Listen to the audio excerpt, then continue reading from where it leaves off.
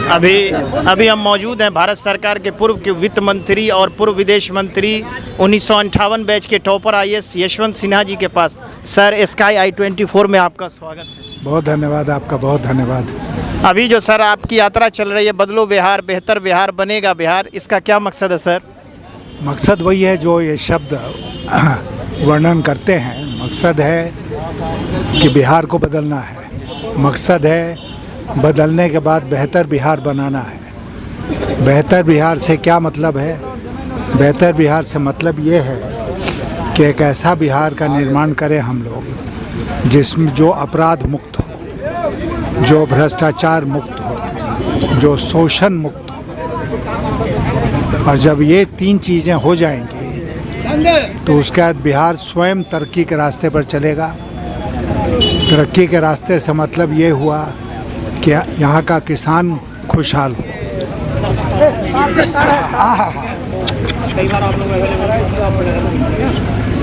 बिहार का किसान जो है ना, वो देश के सबसे गरीब किसानों में बिहार के किसान की गिनती होती है। बिहार का मजदूर बाहर काम करने के लिए जाता है।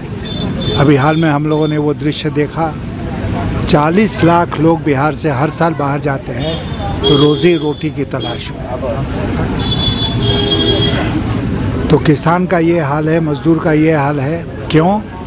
क्योंकि बिहार में औद्योगिकरण नहीं हुआ पिछले 25-30 साल से।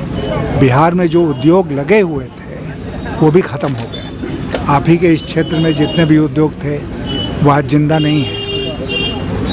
और बिहार का बहुत नाम था चीनी उद्योग के लिए, कपड़ा उद्योग के लिए, चर्म उद्योग के लिए, जूट उद्योग के लिए।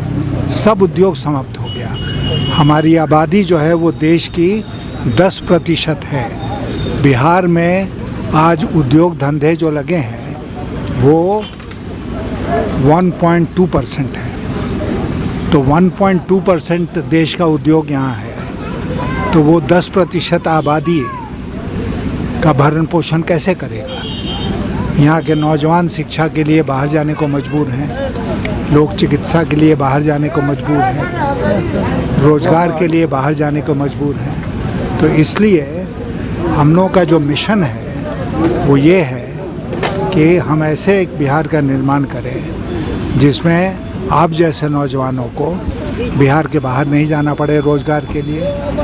आप जैसे नौजवानों को या किसी को बिहार के बाहर शिक्षा के लिए नहीं जाना पड़े, बिहार के बाहर चिकित्सा के लिए नहीं जाना पड़े। आत्मनिर्भर बिहार बनेगा तभी आत्मनिर्भर भारत बनेगा। सर, आप पटना यूनिवर्सिटी के अंदर प्रोफेसर भी रहे, वहाँ पढ़े भी हैं। आज पटना यूनिवर्सिटी में 1000 शिक्षक में 200 शिक्षक ही हैं। बहुत बुरा हाल है। चाहे स्कूली शिक्षा हो, चाहे कॉलेज और विश्वविद्यालय की शिक्षा हो। आपने पटना विश्वविद्यालय का जिक्र किया, जहाँ पर मैं 6 साल विद्यार्थी रहा, 2 साल शिक्षक रहा। और आज मैं जब सुनता हूँ, देखता हूँ पटना विश्वविद्यालय का हाल, तो रोना आता है। पटना कॉलेज में आज कोई माली नहीं है। पटना कॉलेज में आज कोई गार्ड भी नहीं है। तो क्या होगा आप समझ सकते हैं। इतनी पुरानी बिल्डिंग है, हेरिटेज बिल्डिंग है, ऐतिहासिक बिल्डिंग है, सब कुछ नष्ट हो रहा है, ध्वस्त हो रहा है। लेकिन उससे ज़्यादा मानव संसाधन जो है वो विकास ही नहीं हो रहा है उसका, बल्कि वो नष्ट हो रहा है। और पटना यूनिवर्सिटी में यूनियन का इलेक्शन बंद था, आपने पार्लियामेंट में क्वेश्चन किया तो यूनियन शुरू हुआ। मैंने पार्लियामेंट में क्वेश्चन किया था, उसके बाद शुरू हुआ। मैंने भारत सरकार से ये भी आग्रह किया कि पटने को सेंट्रल यूनिवर्सिटी, केंद्रीय विश्वविद्यालय का दर्जा दिया जाए। आपको एक रोचक कहानी सुनाते हैं। 2-3 साल पहले, 4 साल पहले पटना कॉलेज का सेंटेनरी हुआ, ठीक है। हम छात्र थे पटना विश्वविद्यालय के, और शायद अच्छे छात्रों में गिनती होती थी।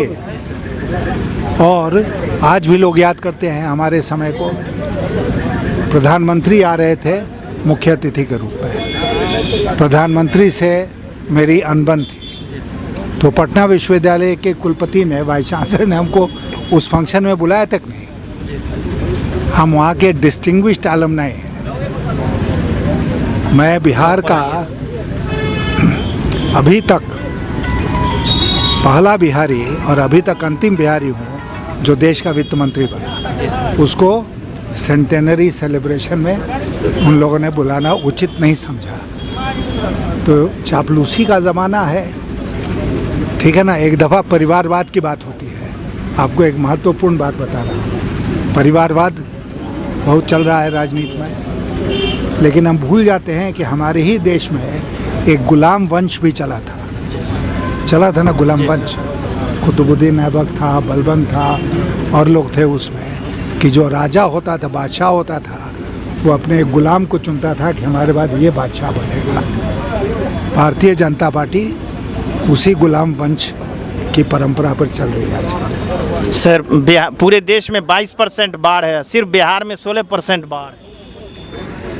40 लाख लोग बिहार में बाढ़ से प्रभावित हैं आज के दिन, और हम लोग रास्ते भर देखते आ रहे हैं कि कितनी गुर्बत में वो अपने जीवन जीने को मजबूर है। सरकारी सहायता कुछ नहीं मिल रही है। हर जगह लोगों ने जोर दे के कहा कि कोई सरकारी सहायता उन लोगों को उपलब्ध नहीं हो रही है, और बिहार सरकार हर साल की भांति खूब खर्च कर रही है बाढ़ के नाम पर।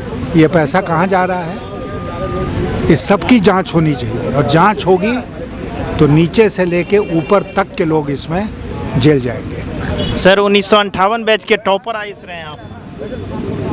अब रहे तो रहे, किस ज़माने में सब कुछ ठीक ठाक चल रहा था।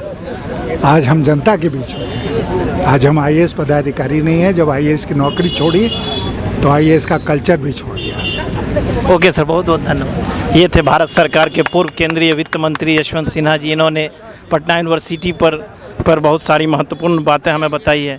मैं मोहम्मद अतहर, SKY I24 फुलपरास।